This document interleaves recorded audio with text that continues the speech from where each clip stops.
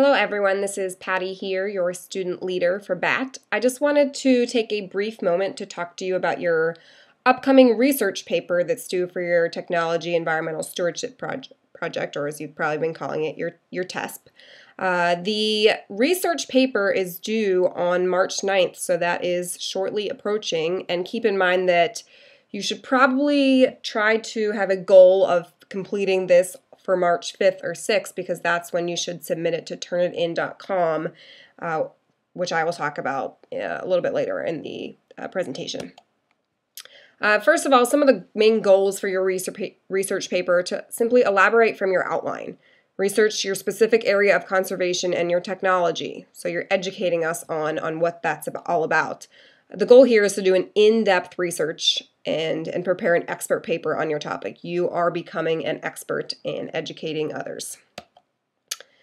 As far as the formatting goes, the paper should be 8 to 10 pages long. This does not include the title page, the abstract, references, or if you do have an appendix, it doesn't include that.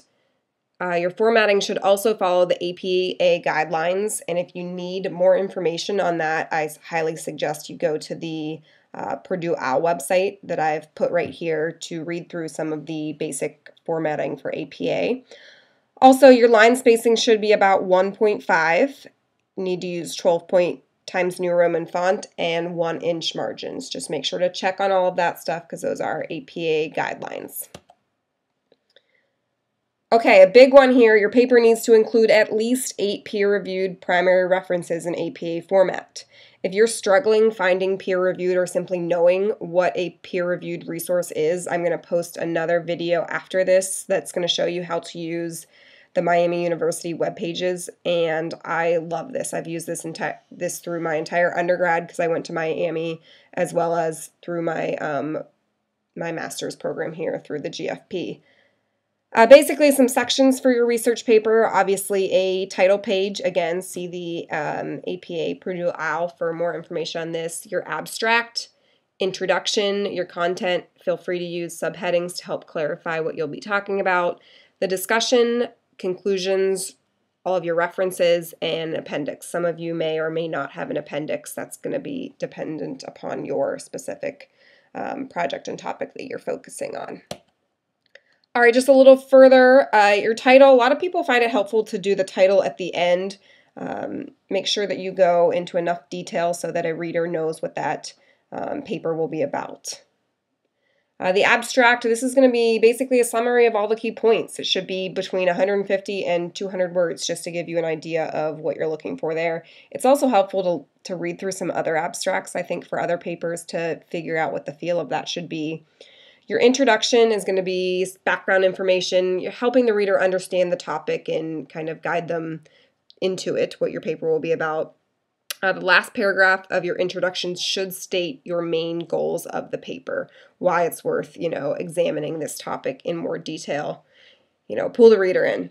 And as far as your conclusion, this section should be brief. It should not introduce any new information, but rather kind of summarize the information that you have talked about throughout the paper. Highlight any of those significant findings that are in the body of the paper and possess any new questions that remain for future research. So it kind of helps after you're finished with your paper to kind of just read through some of this stuff that's expected of you and make sure that you're hitting all of the main points for each section of the paper. Turnitin.com, this is a pretty important aspect of this project. The pre-submission for this is on March 6th, so just a few days before the paper is finally due.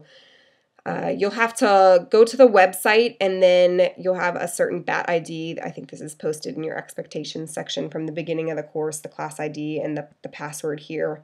I'm going to show you how to use this really quickly as well, and you can also view your grades from there as well.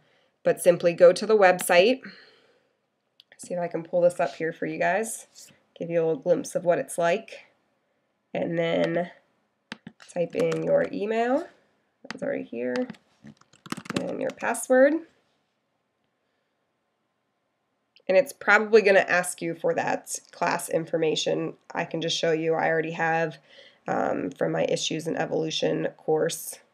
I can click on that just to give you a little bit of an idea. But basically the whole purpose of Turnitin.com is making sure that your information that you're using is put into your own words and that you don't have anything that's too similar. So a helpful suggestion that I have for this is to, when you put your information into Turnitin.com, don't use your citations, because that's going to be a lot of information that they're going to, pull up, and that's going to be like basically copied information because it's a citation. So I leave that out of there just to get a more accurate percentage. And you should have something under 5%. You can see here, this one I had 2% similarity.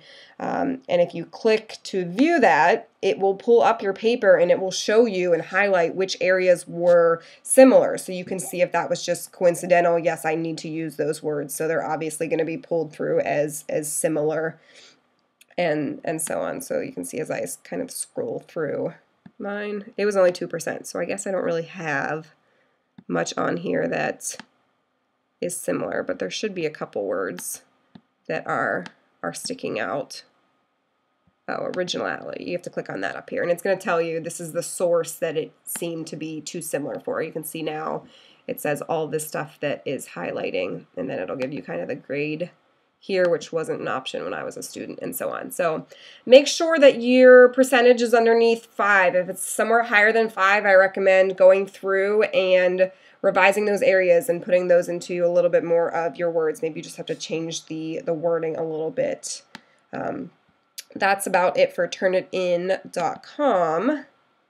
Continuing on, basically, just a little idea about procrastination here. Maybe these are some of the different stages of procrastination that you're in. Oh, I have a little while before it's due.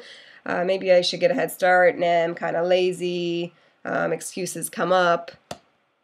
Denial, and then you don't want to be in this crisis stage. So if you have not started yet, I would get going. An 8 to 10 page paper does take a decent amount of time if you're going to do a good job. So if you want to make sure and post that to Turnitin.com as early as possible. Also, check out my other video that I'm going to send you guys and post on how to find those peer-reviewed journal articles through the Miami University web pages. That's a great resource. That's all. Have a good day, everyone.